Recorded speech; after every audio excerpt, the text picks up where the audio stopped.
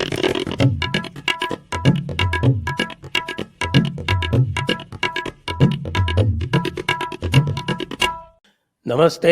आप सभी का स्वागत है आज की इस चर्चा में। और आज हम बात करने जा रहे हैं पाकिस्तान से आरज़ू काज़मी जी से। स्वागत है आपका आरज़ू जी। नमस्ते सर, बहुत शुक्रिया, थैंक यू। तो आजकल आईएमएफ ने पड़ाव डाला हुआ है इस्लामाबाद में। जी सर, ऐसा ही है। आजकल आईएमएफ के साथ जो है वो मीटिंग्स चल रही हैं गवर्नमेंट की, और जो फाइनेंस मिनिस्टर हैं उनकी भी। तो वो काफ़ी टफ किस्म की कंडीशंस वो कह रहे हैं कि वो लगाने के लिए बात हो रही है, लेकिन इनके पास कोई और रास्ता नहीं है, तो इसलिए इनको मानना ही होगा। आज मैं देख रहा था, अभी ट्रिब्यून में एक खबर चल रही है, डॉन में भी चल रही है, और वो कह रहे हैं कि इस नॉर्मली आज कंक्लूजन है आईएमएफ के टॉक्स का, और कंक्लूजन से एक दिन पहले मेमोरेंडम ऑफ इकोनॉमिक और फिस्कल पॉलिसी एक डॉक्यूमेंट होता है, वो एक दिन पहले 2 दिन पहले शेयर कर दिया जाता है। तो वो कह रहे हैं कि वो अभी तक शेयर नहीं किया गया है, और इसको लेके ये कहा जा रहा है कि जो टॉक्स हैं वो संभवतः सक्सेसफुल नहीं हुए हैं। लेकिन दूसरी तरफ आपके इशाक डार साहब कह रहे हैं कि एवरीथिंग इज़ ऑल राइट, सब परफेक्ट है और हम बहुत जल्दी अच्छी खुशखबरी देने वाले हैं। तो क्या है? सर, लग तो यही रहा है कि क्योंकि सारी कंडीशंस मान ली गई हैं, गवर्नमेंट खुद भी यही कह रही है, और गवर्नमेंट की तरफ से भी यही बताया गया है कि सारी कंडीशंस जो भी आईएमएफ कह रहा है वो उन्होंने मानी है, क्योंकि इसके अलावा कोई और दूसरा रास्ता नहीं है इनके पास। इनको आईएमएफ के जो प्रोग्राम है उसमें जाना ही होगा और उनसे फंड लेना ही होगा, वरना यहाँ पर ऑलरेडी काफ़ी प्रॉब्लम है। लेकिन बात वही है कि लोग कह रहे हैं कि फंड नहीं लेते तो भी मुश्किल है, और लेंगे तो भी जो आम पब्लिक है उसके लिए काफ़ी टफ किस्म की कंडीशंस आएंगी, जिसमें यूटिलिटी बिल भी बढ़ जाएगा। उसके साथ साथ सभी जानते हैं कि फ्यूल प्राइस भी इंक्रीज होंगे। लेकिन क्योंकि आईएमएफ की तरफ से लग रहा है कि इनको कुछ ना कुछ फंड मिलने वाला है, उस वजह से डॉलर रेट आज नीचे गया है, और तकरीबन 5 रुपीज उसमें जो है वो कम हो गए डॉलर रेट में। ये और बात है कि डॉलर है नहीं, लेकिन डॉलर रेट है हमारे पास। लेकिन वो डॉलर सर चलता रहता है, बड़े डॉलर बड़े तो देशों में ऐसी छोटी छोटी आपके बातें शो पे होती मैं रहती देख हैं। रहा था कि डॉलर तो सारा अफगानिस्तान जा रहा है। तो आपके शो पे ही बात हो रही थी कल। जी, और मुझे समझ नहीं आ रही थी वो डॉलर है कहाँ हमारे पास जो अफगानिस्तान जा रहा है। वो तो इसका मतलब है कहीं ना कहीं रखा है, और किसी ना किसी के पास है। जाहिर है जो यहाँ पर जो कहा जाता है कि बहुत से ऐसे लोग हैं, चाहे वो पॉलिटिशियंस हों या एस्टेब्लिशमेंट से हों, कि उनके पास डॉलर है तो तभी तो डॉलर जा रहा है, वरना अगर डॉलर है ही नहीं तो अफगानिस्तान हम कैसे भेज रहे हैं। मगर ये जरूर है कि आज डॉलर रेट जो है वो थोड़ा कम हुआ है, और उसका रीजन भी यही बताया जा रहा है कि आईएमएफ का प्रोग्राम जो है वो ऑलमोस्ट अब ऐसा है कि इनको मिलने वाले फंड, इस वजह से डॉलर रेट नीचे गया है। उन्होंने जो है टैक्सेस भी कई कहे हैं, साथ साथ 17 ग्रेड से लेकर और ऊपर तक के जो एम्प्लॉयज हैं, गवर्नमेंट एम्प्लॉयज हैं, उनके लिए कहा है कि उनकी जो एसेट्स हैं उसको पब्लिक किया जाए। अब गवर्नमेंट ने उसमें से जो है वो जजेस को भी निकाल दिया है और फौज को भी निकाल दिया है, लेकिन ऐसा होना नहीं चाहिए था, क्योंकि गवर्नमेंट एम्प्लॉयज तो ये लोग भी हैं। अब ये और बात है कि ये मानते नहीं है, मगर हैं तो सही ना, बाकी दुनिया में तो इनको भी गवर्नमेंट ये लोग सर्वेंट ही गवर्नमेंट कहा के जाता ऊपर है। है शायद। ऐसा ही है सर, जाहिर है जब भी तो इन्होंने ऐसा किया है, लेकिन कहा तो यही जाता है ना कि गवर्नमेंट सर्वेंट्स हैं।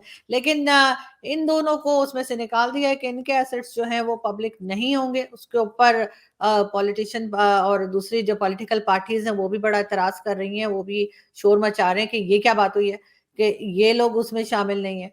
तो अब देखते हैं आगे क्या होता है, लेकिन बहरहाल आईएमएफ से तो मेरा ख्याल इनको मिल जाएंगे, लोन मिल जाएगा इनको। तो अब जो कंडीशंस मैं देख रहा हूँ, मैं थोड़ा सा आपसे उन कंडीशंस पे थोड़ा सा विस्तार से चर्चा कर लेते हैं। जो मेरे नज़र में आई हैं जो कंडीशंस, उसमें से एक कंडीशन ये बताई जाती है कि डिफेंस एक्सपेंडिचर कम करना पड़ेगा 10 से 20%। वो सबसे मुश्किल काम है सर, वो कौन मानेगा? हमारे यहाँ आप तो जानते हैं ये कि तो आईएमएफ डिफेंस की के कंडीशन लोग बताई हैं, जा रही है। वो तो लेकिन मगर पैसा भी चाहिए। अब ये तो नहीं हो सकता ना कि कोई बात भी ना माने। अब कोई मतलब कोई सोच रहे होंगे, कोई जुगाड़ लगा रहे होंगे कि क्या करेंगे उसमें से, मतलब हाँ भी कर दें और ना भी करना पड़े, तो वो वाली चीज जो है वो होगी। मगर देखते हैं सर क्या करते हैं, लेकिन बाकी सारी शर्तें तो ये मानते जा रहे हैं जो आम पब्लिक के ऊपर आ रही है, उसमें तो इन्हें कोई एतराज दूसरी नहीं जो है। शर्त है वो पावर टैरिफ बढ़ाने की है कि पावर टैरिफ कितना बढ़ेगा अगर ये शर्त मान लेते हैं तो। सर डिपेंड करता है, कहा तो ये जा रहा है कि तकरीबन अगर अभी किसी का बिल जो है पावर का, अगर किसी के 10,000 बिल आ रहा है तो उसका 35,000 हो जाएगा या 30,000 हो जाएगा इस तरह से। तो अब वो तो ये बाद में ही पता लगेगा कि ये कितना परसेंट बढ़ाते हैं, लेकिन बहरहाल वो तो बढ़ेगा, उसमें उससे तो कोई बचा नहीं जा अब अभी सकता। क्या रेट है बिजली का?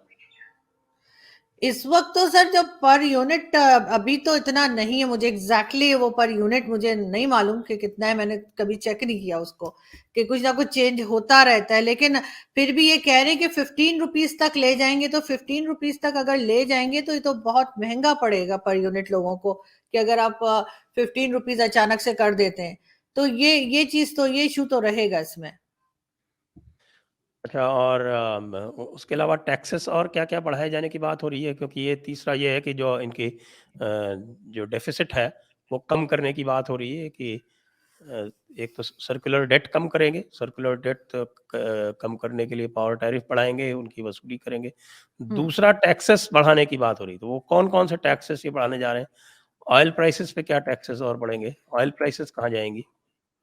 सर ऑयल प्राइस तो पहले भी कह रहे थे कि अभी 2 दिन से यही हो रहा था कि 50 रुपीज और बढ़ जाएगी, शायद उसको 309 पे लेके जाने का इरादा है इनका।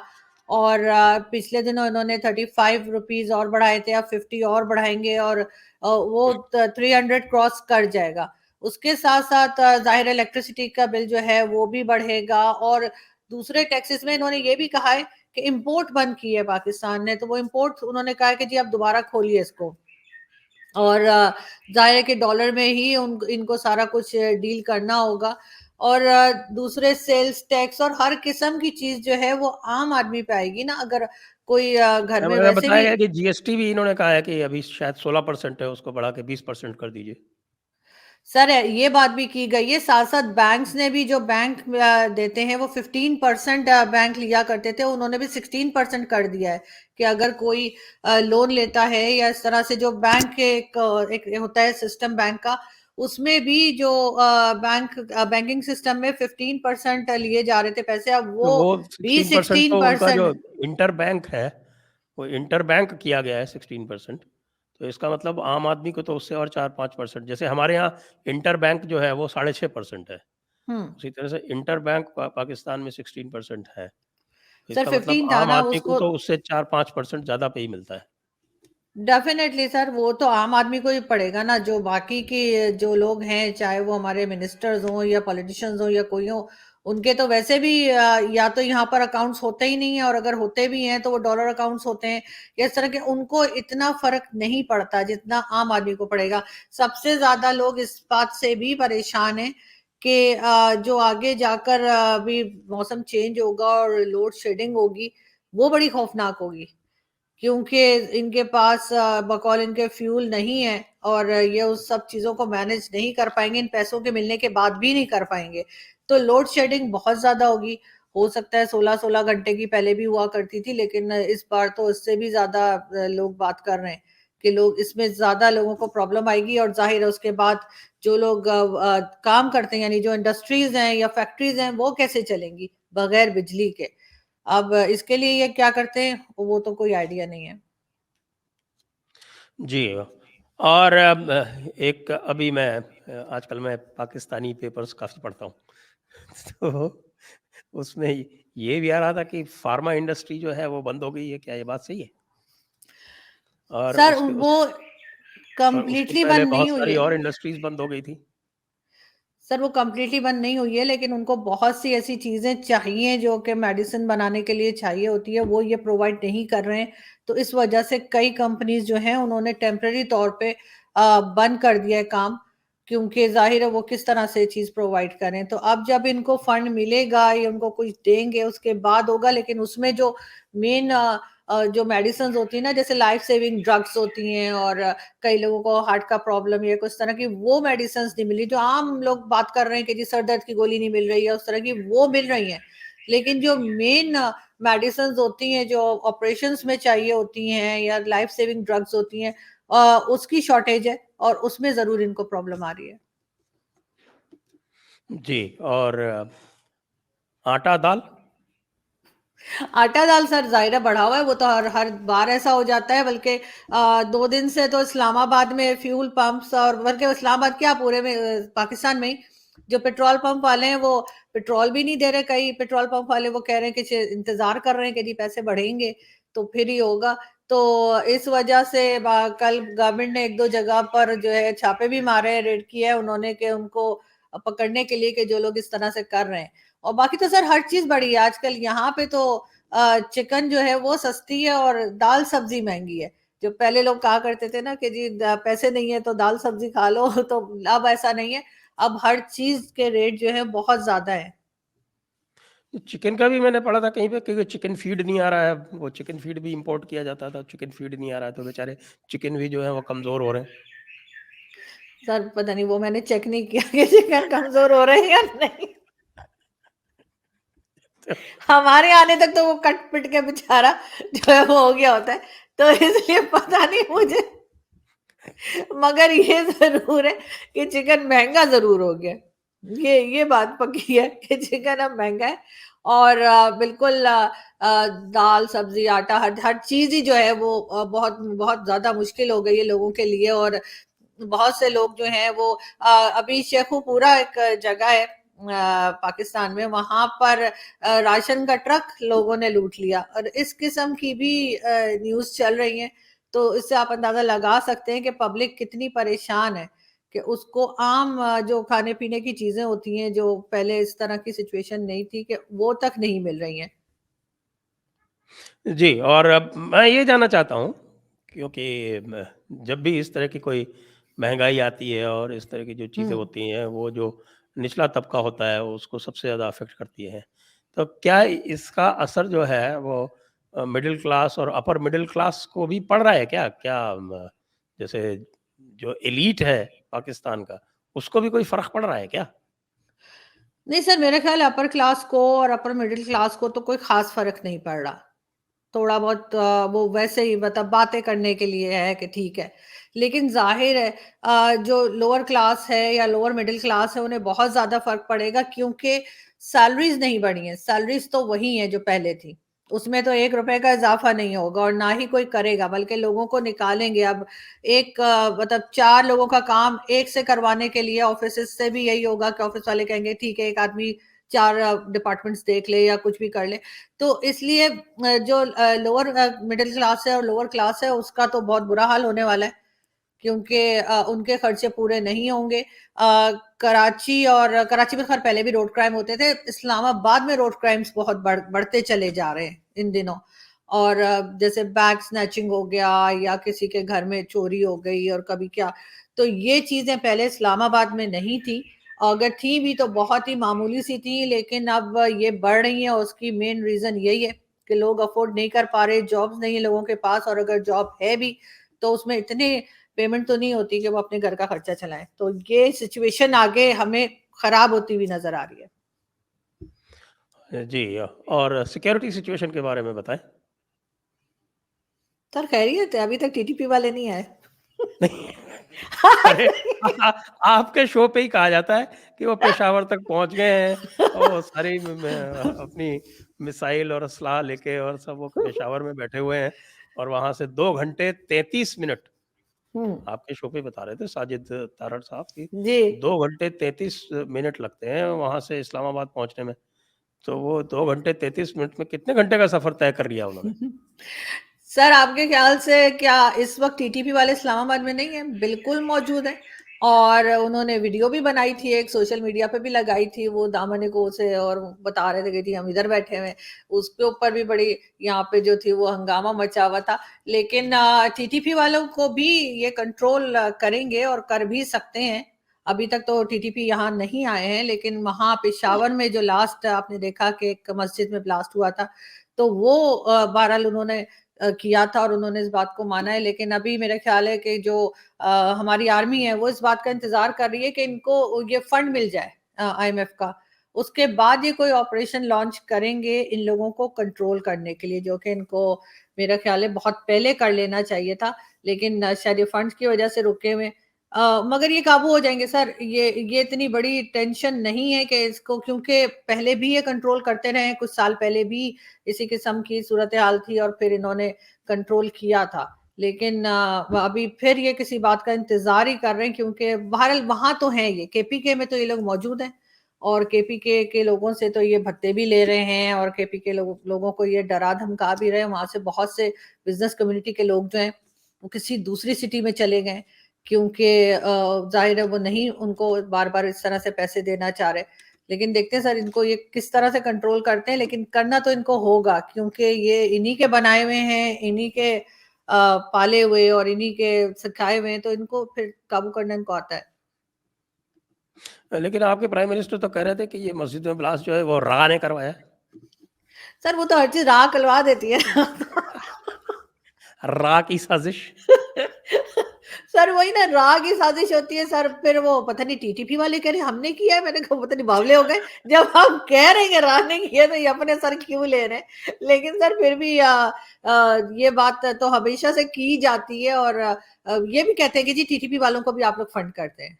सर आपके पास अच्छा। पैसा आ गया तो उसका मतलब ये तो नहीं है ना कि आप टीटीपी वालों को देना शुरू कर दें।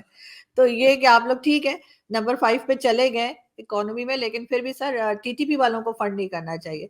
सर इस किस्म की चीजें तो हमारे यहाँ से देखिए चलती रहती हमने हैं। तो देखिए 200 करोड़ रुपए अफगानिस्तान के लिए बजट में ही अनाउंस कर दिया, 400 करोड़ भूटान के लिए कर दिया। अब पाकिस्तान के लिए एक पैसा नहीं किया तो पाकिस्तान वालों का नाराज होना तो स्वाभाविक है। बिल्कुल सर, और होना भी चाहिए सर, हमारा पहले हक बनता है। हम लोग उधर से आए हैं, अफगानिस्तान वाले थोड़ी आए हैं और बाकी लोग थोड़ी आए हैं, हम तो आए ना लेकिन उधर अब से तो हिंदुस्तान से निकल कर। आपका तो एस्टेब्लिशमेंट कहता है कि काफिरों का पैसा हराम है। तो सर आईएमएफ वाले ने कौन सा कलमा पढ़ा हुआ है, वो भी तो हराम। सर पैसों में हमें इश्यू नहीं है, ये मैं साफ बता दूं अच्छा, कि इंडियन रुपी नहीं चाहिए उनको, उनको डॉलर चाहिए। नहीं सर इंडियन रुपी भी ले लेंगे, कोई कोई हरज नहीं है सर, पैसा पैसा होता है। वो जो हमारे यहाँ थे ना वो कहते थे जी डिग्री डिग्री होती है, असली हो या नकली, तो वही वाली बात है कि पैसा पैसा होता है।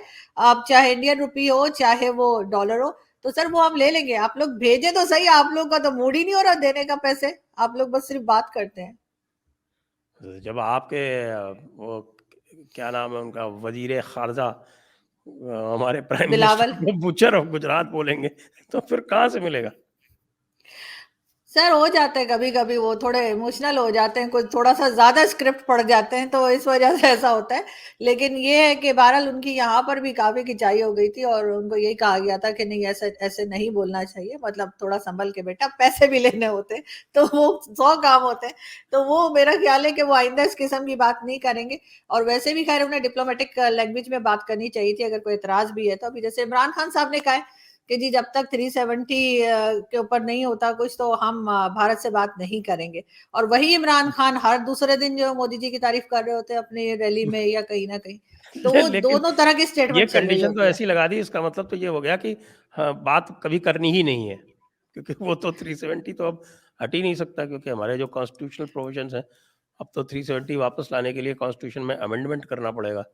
और अमेंडमेंट करने के लिए कोई भी पार्टी जो करना चाहे उसको दोनों हाउस में अलग अलग 2/3 मेजोरिटी चाहिए, जो कभी होगी नहीं। नहीं सर मगर कहने के लिए तो ठीक है ना, कहने में क्या जाता है सर, मतलब एक स्टेटमेंट देनी होती है पॉलिटिशियंस ने, तो वो तो इसी किस्म की स्टेटमेंट देंगे ना कि जी अगर ऐसा हो जाएगा 370 वापस लाएंगे तो फिर हम भारत से बात करेंगे, या इस किस्म की बातें, तो यहाँ पे तो ये कहा जाता है। दूसरी तरफ इमरान खान ये भी कहते हैं कि मोदी जी की तारीफ करते हैं, और यूएई सऊदी अरब दोनों ने कहा है पाकिस्तान से कि जी आप कश्मीर इशू को छोड़ दें और भारत के साथ टर्म्स बेहतर करें। तो देखते हैं सर क्या होता है, क्योंकि ये तो प्राइम मिनिस्टर आजकल जो है शहबाज शरीफ साहब, उनका भी कहना है कि जी भारत से हम टर्म्स बेहतर करना चाहते हैं। मगर हाँ, मगर लेकिन आ जाता है उनका बीच में एक। मगर आ जाता है ना, उसमें कैविएट लग जाती है कि नहीं 370 वापस करना पड़ेगा। तो यहाँ से हमारे लोग कहते हैं कि भाई हमने कब कहा है कि हमें आपसे कोई बातचीत करनी है, आप ही लोग बिल्कुल। बार-बार कह रहे नहीं, हो। आपने देखा होगा रिसेंटली अभी उन्होंने कहा था ना कि जी हमने 3 जंगें, वैसे तो 4 मतलब हमारे हैं अल्हम्दुलिल्लाह, लेकिन उन्हें 3 ही याद होंगी। तो उन्होंने कहा कि जी 3 जंगें जो हैं वो हमने लड़ी और उसके बाद जो है वो पाकिस्तान की तरफ से उन्होंने कहा कि हमसे ये गलती हुई और अब हमें इस चीज़ को छोड़ के आगे जाना चाहिए। लेकिन वो दूसरे दिन उन्होंने दिया, 2 घंटे के बाद उन्होंने कहा लेकिन कश्मीर।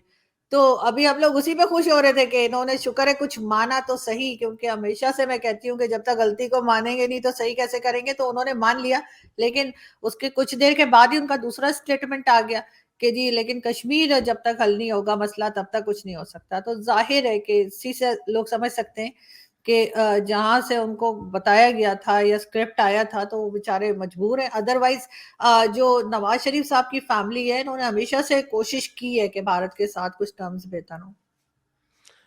लेकिन कश्मीर वालों के साथ तो पूरा ही सौतेला व्यवहार कर रहे हैं कि आपका जो कश्मीर है आपके हिस्से वाला, उसमें तो बताते हैं पावर सब्सिडी भी बंद कर दी और साथ में वहाँ आटा भी नहीं मिल रहा है, दालें भी नहीं मिल रही, रोज वहाँ पर डेमोन्स्ट्रेशंस हो रहे हैं और लोग कह रहे हैं कि साहब कि ये हमारा रास्ता खोल दो, जो तुम जाके वहाँ 5 रुपए या 20 रुपए किलो आटा मिल रहा है हम वहाँ से ले आएंगे, तो वो भी नहीं कर रहे। नहीं सर, वो तो ये वाला सलूक तो पूरे और वो पाकिस्तान के कौन सा वो साथ हो रहा मनाते हैं, है। कौन सा यौमे यकजहती, मुझे समझ में नहीं आया क्या बोलते हैं।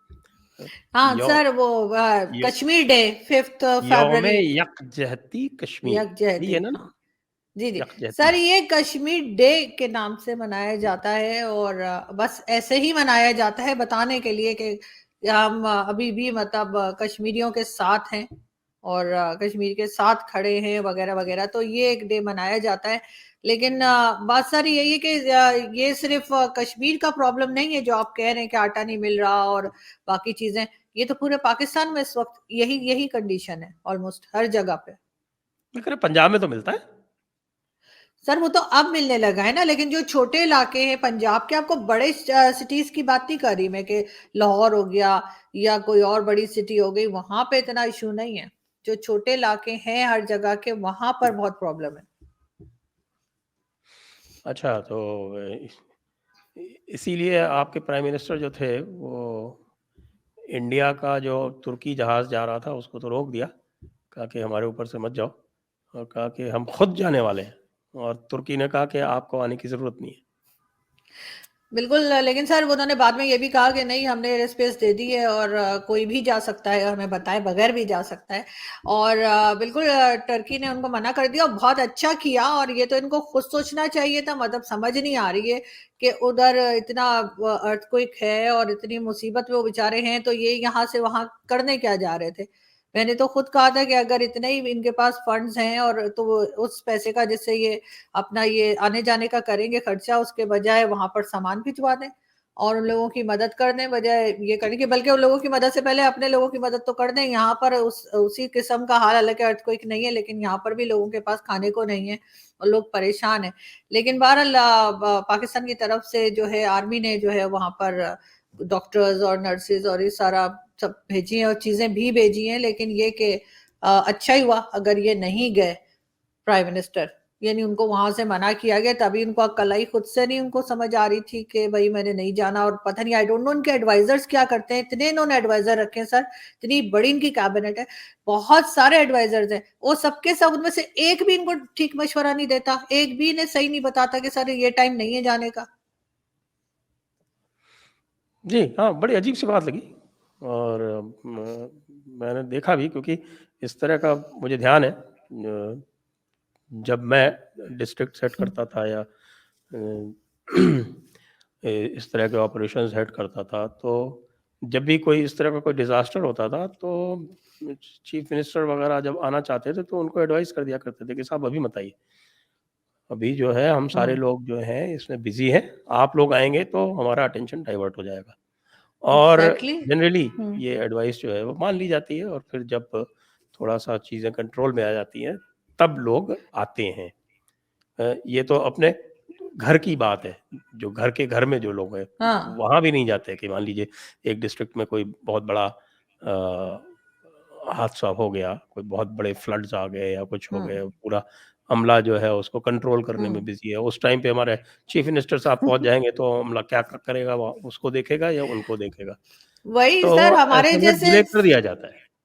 सर वही हमारे जैसे जो हम सीधे साधे से जर्नलिस्ट हैं सर, हमें समझ आ रही है कि नहीं जाना चाहिए था या इनको नहीं बोलना चाहिए था कि मैं जा रहा हूँ।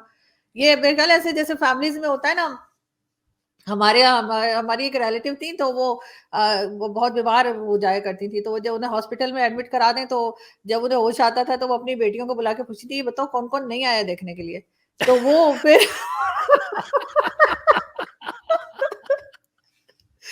फिर हम भी उनके घर नहीं जाएंगे। तो मुझे लगता है शहबाज शरीफ साहब को इस किस्म की रिलेटिव शायद उन्हें भी टक्कर गई है, और उन्होंने सोचा ऐसा ना हो कि वो कहीं कौन कौन नहीं आया था टर्की में, तो वो उन्होंने सोचा मैं चला ही जाऊं। मुझे कोई इस किस्म का उनका मसला लग रहा है, और कोई इशू मुझे नहीं लग रहा। मुझे लग रहा है कोई इसी किस्म का कोई देसी इश्यूज होते हैं ना हमारे यहाँ, हमारे खानदान में तो बहुत होते हैं। तो वही मैं हम्म, बता रही हूँ, हमारी एक थी, और ये सच्ची बात बता रही हूँ आपको, वो वाकई ऐसे किया करती थी, वो अपनी बेटी को बुला के कहती थी बताओ कौन कौन नहीं आया। फिर वो लिस्ट बनती थी कि अच्छा ये नहीं आया, वो चचा नहीं आया, वो मामू नहीं आया, वो नहीं आया, तो वो लिस्ट बना के ठीक है अगली बार हम भी नहीं जाएंगे। तो वो हो सकता है शहबाज शरीफ साहब को कोई इस किस्म का ख्याल आ गया, उन्होंने कहा ऐसा ना हो कि ये टर्की के प्रेसिडेंट को बहुत ज्यादा क्लोज बताते रहते हैं, कल को वो उठ के कहेंगे बताओ कौन कौन नहीं आया था।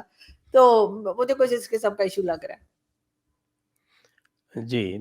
और परवेज मुशर्रफ साहब से लोगों की क्या समस्या है सर कि जो थी वो तो अब खत्म हो गई, कोई भी नहीं है।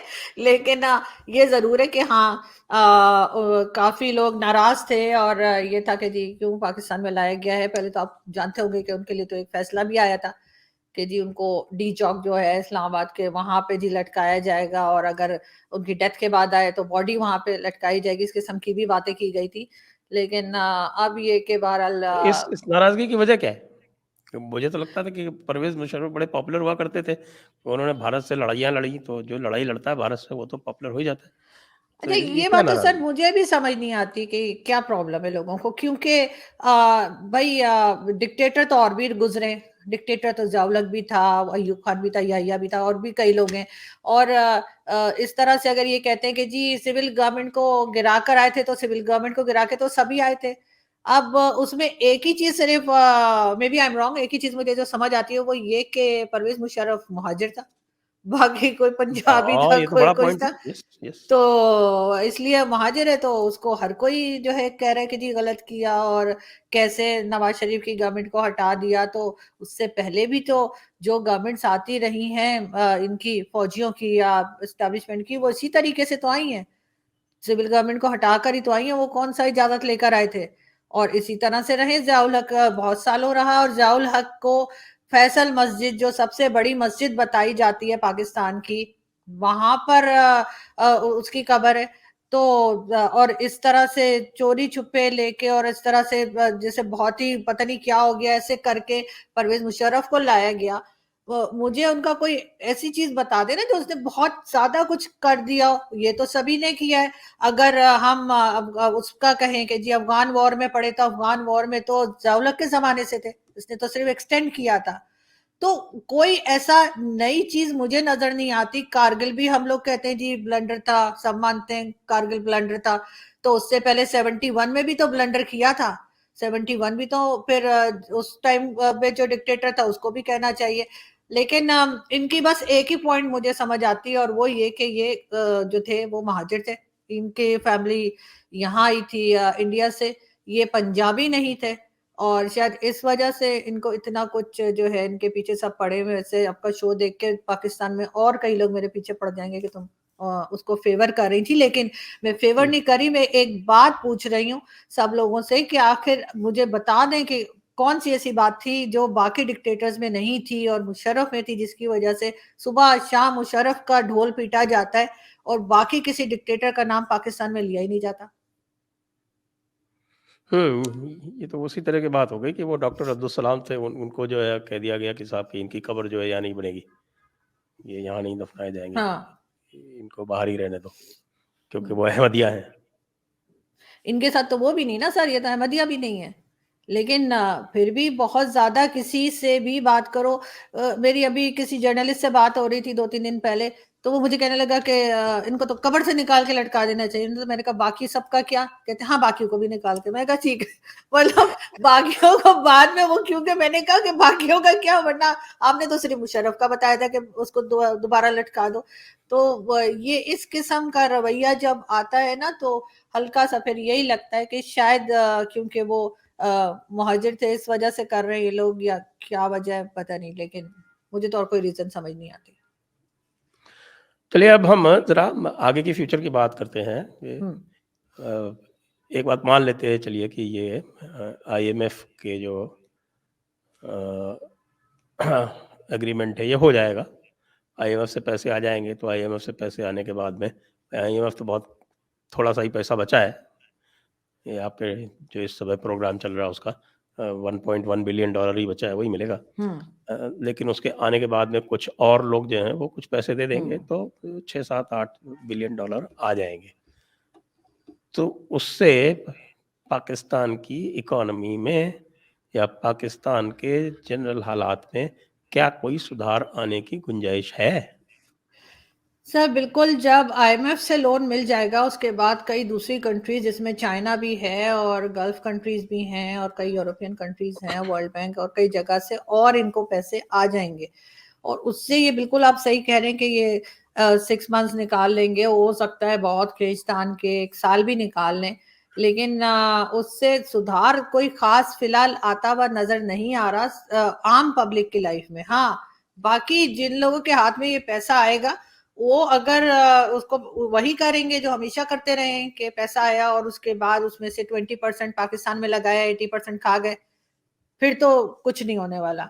लेकिन अगर कोई इस किस्म की पॉलिसी आ गई, कोई ऐसा आ गया जिसको थोड़ा सा भी ख्याल है पाकिस्तान का, और उसने वो पैसा रोक लिया कि नहीं जी बाहर नहीं जाएगा, आप लोगों ने जितना खाना था आप लोग खा चुके हो, मजीद नहीं खाने देंगे, तो फिर शायद कोई चांस हो कि ये कुछ बेहतरी आए और यहाँ पे जो फैक्ट्रीज हैं उसको ओपन करें, ट्रेड को ओपन करें, ये बाकी दुनिया के साथ जो है यहाँ से भी कुछ बने ताकि दुनिया को चाहिए हो या हम ऑफर कर सकें, तब ये संभाला ले पाएंगे। वरना तो कुछ टाइम के बाद फिर दोबारा इसी हालत को हो जाएंगे, यही हालत हो जाएगी, इससे भी खराब हो जाए शायद। लेकिन उसके लिए एक पॉलिटिकल कंसेंसस चाहिए, वो पॉलिटिकल कंसेंसस तो दिख नहीं रहा कहीं भी। वो नहीं दिख रहा सर, और उसके बजाय मेरा ख्याल है जो एस्टेब्लिशमेंट है उसी को जो पॉलिसी बनाते हैं, चाहे वो एजेंसीज हो या फौज हो, उन्हीं को ये सब कुछ देखना होगा और ये सब कुछ मैनेज करना होगा, क्योंकि पॉलिटिकल पार्टीज तो एक दूसरे के पीछे इसी तरह से लगी हुई हैं जी। वो इमरान खान कह रहे हैं कि मैंने पीएमएलएन के साथ नहीं बैठ के बात करनी, और वो इनके साथ नहीं कर रहे, बारी बारी अरेस्ट करते चले जा रहे हैं। इमरान खान का भी सुना है कि नेक्स्ट वीक में शायद इमरान खान को भी अरेस्ट कर लिया जाए, और उनके केसेस भी चल रहे हैं। शेख रशीद ऑलरेडी अरेस्ट हो गए हैं, और वो जिस तरह के नारे लगा रहे हैं वो भी सभी ने देखे हैं। तो इस वजह से मुझे लगता है कि ये पॉलिटिशियंस जो है ये नहीं कर पाएंगे, और ये काम भी एजेंसीज को ही करना पड़ेगा। ये और बात है कि एजेंसीज को यही करना पड़ेगा कि अपने आप को रोकना होगा कि जी, क्योंकि बहुत पैसा तो ये लोग खुद भी खा जाते हैं, तो इसलिए पॉलिटिशियंस जो हैं वो तो इसमें शामिल नहीं लग रहे मुझे, इस सारी चीज में कि वो मैनेज कर पाएंगे। तो फिर कैसे चलेगा? क्योंकि फिर तो वही होना है जो पहले हो रहा था। ये आपके कोई 5 6 बिलियन डॉलर भी तो क्या है, आपका तो मैं नहीं देख रहा सर। था कि आपका जो फॉरेन रिजर्व जो डिप्लीट हो रहा है, तो वो हम्म। एक एक हफ्ते में आधा से 1 बिलियन डॉलर कम हो जाता है। तो एक हफ्ते में अगर आधा से 1 बिलियन डॉलर कम हो रहा है, तो अगर 10 बिलियन डॉलर भी आएंगे तो 20 हफ्ते चल जाएंगे। नहीं सर, मेरा ख्याल है कि ये जो आर्मी है और जो एजेंसीज हैं वो कोई ना कोई तरीका जरूर निकालेंगी जिससे ये इसको ज्यादा टाइम के लिए पैसे को रोका जा सके, और उसको पाकिस्तान में ही इन्वेस्ट किया जाए, क्योंकि ये उन्हीं के हाथ में होता है। फॉरेन पॉलिसी भी वही चलाते हैं और इकोनॉमी भी वही देखते हैं। मतलब सारे काम सभी सभी जानते हैं, मैं कुछ नया नहीं बता रही, लेकिन ये सब कुछ यही लोग देखते हैं। तो मेरा ख्याल है कि ये रोकेंगे इसको, क्योंकि फिर ये खुद क्या करेंगे आगे, फ्यूचर में कहाँ से खाएंगे और कहाँ से बनाएंगे। तो इसलिए इस वक्त इनको ये करना होगा कि ये जो जो चीजें आईएमएफ की शर्तें हैं वो भी माननी पड़ेंगी, और साथ साथ थोड़ा सा अपने आप को भी ठीक करना होगा। फिर मेरे ख्याल से अगर पॉलिटिकल कंसेंसस नहीं होता है और फिर वही आप जो बात कर रही हैं वो तो वही बात होगी जो आपके यहाँ वो साजिद तारड़ साहब कहते हैं कि साहब मार्शल लॉ लगा दो, या फिर सर आप साद रिजवी वाला फॉर्मूला अपनाइए ना, वो कितना अच्छा फॉर्मूला है। एक हाथ में कुरान और दूसरे हाथ में एटम बॉम्ब, वो लेके जाइए और एक कैपिटल में जाइए, उससे कहिए नहीं आते हो तो फोड़ देते हैं हम एटम बॉम्ब यहाँ पे, नहीं तो पैसे दो। वो पुराना नहीं जो है, सर, वो आपको बिल्कुल ध्यान है एक ना, वो अरब के कबीलों में लूट मार किया करते थे, वो वाला फॉर्मूला कितना अच्छा है। नहीं सर, मेरा ख्याल है कि मार्शल लॉ वाला तो खैर वो साजिद तारड़ साहब समझते हैं कि ऐसा हो जाना चाहिए, लेकिन अभी भी एक तरह का मार्शल लॉ ही है। और सामने जो पॉलिटिशियंस आपको नजर आते हैं, चाहे वो इमरान खान हो या कोई भी, तो ऑफ कोर्स उनके पीछे तो यही कहा जाता है कि एजेंसीज और फौज है, और सामने सिर्फ इन्हें रखा हुआ है पपेट। इमरान खान तो पपेट भी कहलाया करते थे, और क्या कुछ उनको कहा गया। तो अभी भी सारे काम तो आर्मी ही कर रही है, तो सामने आके करे या पीछे बैठ के करे, उनको काम तो उन्हीं ने करना है। अब बिल्कुल से अगर मार्शल लॉ लगाएंगे तो वो भी उनके हक में नहीं है, इसलिए कि इस वक्त खजाना खाली है, आके उन्हें कुछ नहीं मिलेगा, तो फायदा कोई नहीं है। अगर कुछ पैसे वैसे होते पहले, जब भी ये मार्शल लॉ लगे हैं, जब भी इस तरह की डिक्टेटरशिप आई है, तब पाकिस्तान के पास जो इकोनॉमी की ये बुरी हालत नहीं थी। लेकिन इस वक्त जो है, उस वक्त तो कोई भी लेने को तैयार नहीं होगा कि जी उनके गले में ढोल डाल दिया जाए। मेरा ख्याल है ये पीछे ही बैठ के काम करें, और गालियां खाने के लिए जो है वो पॉलिटिशियंस को आगे रहने दें। चलिए, आपको हम बेस्ट विशेस ही दे सकते हैं, क्योंकि मुझे लगता है कि हर तरफ नहीं से सर, स्थिति तो एक सर तरफ बेस्ट कुआं विशेष के दूसरी साथ तरफ कुछ खाई कैश वाली भी, स्थिति है। सर बेस्ट विशेस के साथ आप अपनी गवर्नमेंट से बात कीजिए, कुछ कैश भी दे दीजिए, या कुछ ट्रेड भी खोल लीजिए, तो हमारा भला होगा। बेस्ट विशेस तो सर मैं तो देखिए बिल्कुल बहुत हमें पुराना चाहिए। ऑफर आपको दे चुका हूँ, हम तो $50 बिलियन भी दे देंगे, आप तो हम्म पीओके इधर भेज दीजिए। सर अब ये तो ये लोग ही बता सकते हैं कि पीओके, लेकिन आप करेंगे क्या पीओके का? वहां पे जो है, हमने कोई डेवलपमेंट का काम किया है ना कुछ, वहां मोबाइल भी ठीक नहीं चलते, आप लेकर करेंगे क्या? लेकिन हाँ, तो ये उसको जरूर है कि डेवलप कर देंगे। सर ट्रेड ओपन कीजिए ना पाकिस्तान के साथ, सर यहाँ से तो फिर थोड़ा बहुत भला पाकिस्तान से होगा हमें हमारा। पाकिस्तान क्या भेजेगा हमको, ये बताइए। चलिए, हमसे तो पाकिस्तान को बहुत कुछ चाहिए, लेकिन पाकिस्तान हम्म हमको क्या देगा? हमें नहीं सर, ऐसा पाकिस्तान से नहीं है सर, हमें पहले चिकन इंपोर्ट करना नहीं है। सर आम बहुत लोग हमारे चिकन खुद के खाते हैं होते आपके हैं, यहाँ, सर आपके यहाँ बहुत लोग चिकन खाते हैं, ऐसी क्या बात है? चावल हमारे खुद के होते हैं। हमारा खुद का चिकन अवेलेबल है, बहुत अच्छी नहीं सर, इंडस्ट्री बहुत चलती है। चीजें हैं सर, पहले भी पोल्ट्री ट्रेड इंडस्ट्री हुआ भारत की करता था बहुत ना सर। डेवलप्ड जब है। ट्रेड बंद हुई थी, तो उस वक्त भी तो कुछ ना कुछ हम भेज ही रहे होंगे ना, वैसे ऐसा तो ट्रेड के नहीं बारे में है। आपको बता दूं एक चीज, जी। जो आपके यहाँ नहीं आई है। कल मैंने देखे थे, और ट्रेड के फिगर्स आए थे हमारे यहाँ अखबारों में, हम्म और वो कह रहे थे कि पाकिस्तान से ट्रेड जो है, वो ये सब होते हुए भी $536 मिलियन था पिछले साल, वो इस साल बढ़ के $1 बिलियन से ऊपर हो गया है। हम्म तो ये भी ले गजब कैसे हुआ? कौन सी चीजें ट्रेड हो रही हैं, बताइए आप कौन सी है? वही ना सर, मैं कह रही हूँ ऐसा नहीं है सर, पहले हमारे यहाँ थी, हमारे यहाँ जो है वो कपड़े की, टेक्सटाइल और इस किस्म की चीजें बहुत, सर कई चीजें आना जाना। कई लोग मुझे अभी भी कहते हैं, मेरे दोस्त के यार वो तो मुझे ये बताया मसाले गया कि भेज इसमें दो, तो ज्यादातर ये जो दे है दो। वो football, sir football football football.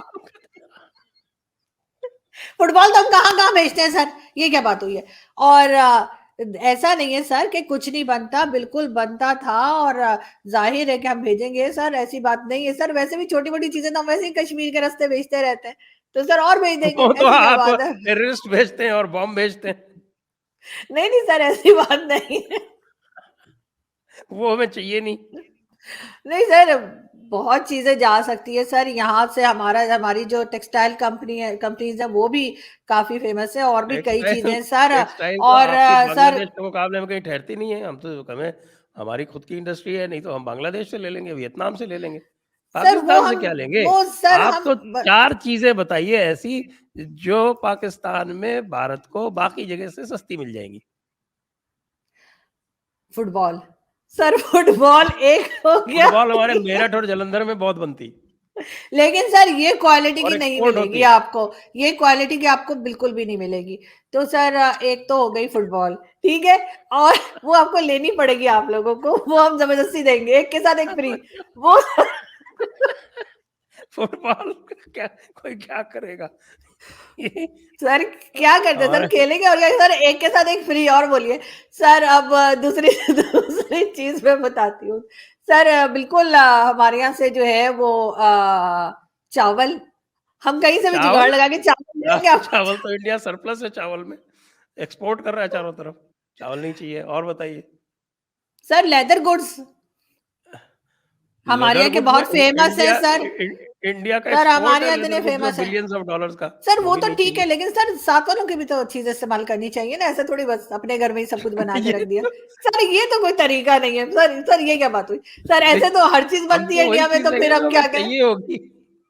नहीं नहीं सर, हम भी तो लेते हैं ना। अब हम यहाँ से भी साड़ी खरीदते हैं, हम कहते हैं इंडिया से कोई आ रहा, हम कहते हैं लाओ इंडियन साड़ी भी ले आओ। सर ऐसी बात थोड़ी है सर। ये मतलब कि आपके पास अगर वो चीज है तो आप हमारे यहाँ की नहीं चेक करेंगे, यहाँ से भी सर लेंगे और क्या होगा? ये भी है। और और क्या सर, दो तीन चीजें तो हो गई ना, चावल भेज दिया हाँ मैंने, वही यहाँ फुटबॉल पे, भेज दिया ना है। हमें चावल चाहिए, ना लेदर गुड्स चाहिए, ना फुटबॉल चाहिए। हम देंगे आप तो ऐसी चीज बताइए जो चाहिए हमको, और जो आपके आपके यहाँ पास ना से हो। बाकी जगह से सस्ती मिल जाए। सर इमरान खान ले लीजिए नहीं और बोलिए। चाहिए। हम आपको राहुल गांधी दे सकते हैं, आप ले लीजिए। सर इमरान खान ले लीजिए, आपके है भी नहीं और हम सस्ते में दे देंगे, हम फ्री में दे नहीं नहीं, देंगे, हम हमारे यहाँ राहुल फ्री में गांधी दे है, देंगे। और इमरान खान से कम थोड़ी है। तो सर अच्छा है ना, दोनों भाई मिलके अजीब अजीब स्टेटमेंट देते रहेंगे, अच्छा रहेगा, शुगर तो लगा फिर रहेगा आप एक। बुला लीजिए, हम फ्री में भेज देंगे राहुल गांधी, बिल्कुल तो फ्री। सर हम भी इमरान खान फ्री में दे रहे हैं सर, खान साहब को कोई खरीदने को तैयार ही नहीं है। और बताइए, आपने अभी तक कोई भी ऐसी चीज नहीं बताई जो हमें चाहिए हो और आप एक्सपोर्ट कर सके अपने यहाँ से? सर अब हर चीज हर जगह बनती है, वो तो खैर है, लेकिन बहरहाल देखिए पाकिस्तान, पहले मेड जो इन है वो पाकिस्तान मेवे-वेवे भी जो लिया है। करते थे, मैं बताता हूँ आपको क्या आता था वहाँ से। पहले ये मेवे वगैरह आते थे, तो हम्म। अब जो है वो डायरेक्ट आ जाते हैं अफ़गानिस्तान से। जब से आपने ये ट्रेड बंद किया, तो हमने चाबहार के थ्रू रूट खोल हाँ दिया। तो तो सर चाबहार के मेवे, थ्रू अब सारे मेवे जो गर्मियों है में सर डायरेक्ट आ कहाँ जाते हैं, मेवे सस्ते सस्ते खाएंगे सर? पड़ते हैं। सर हमारे यहाँ गर्मियों तो में कौन काजू, मेवे खाता किशमिश है? इनकी सबकी रेट कम हो गई। नहीं अच्छी बात है सर, लेकिन सर गर्मी में तो कौन मेवे खाएगा, तो कुछ और देख, गर्मी में अब मौसम चेंज हो रहा है ना सर, तो कुछ और आप अभी भेजेंगे हम तक आपके लिए। टेररिस्ट और आरडीएक्स और आईईडी के अलावा कुछ नहीं बता पाई हैं जो आप एक्सपोर्ट हाँ कर नहीं सकते नहीं सर, क्या बात कर रहे हैं, मैंने आपको चार चीजें गिनवाई हैं, फुटबॉल, चावल, और उसके साथ ये लेदर गुड्स मैंने आपको बताया, पाकिस्तान में बड़े अच्छे बनते हैं सर, हमारी कंपनीज जो हैं वो बड़े जबरदस्त किस्म की चीजें तैयार करती हैं। हैं। सर वो भेजेंगे, बल्कि मैं कभी वो आई वो इंडिया, या मेरी वो आपसे आपसे कभी मीटिंग कतर हुई, ने ले ली होंगी उम्मत के चक्कर या में, बाकी तो और या कोई नहीं लेने वाला। या कोई दर्द से जाता होगा तो मैं आपको भेजूंगी, आपके लिए गिफ्ट भेजूंगी, उसमें नाम भी लिखवा दूंगी आपका, ये दिखाइएगा शो में। मैं देखती हूँ कोई अम्बेसी में बात करती हूँ, कोई जा रहा है क्या? अब ये तो मुझे बताना पड़ेगा कि आरजू जी एक भी चीज नहीं बता पाई जो वो एक्सपोर्ट कर सकती हैं।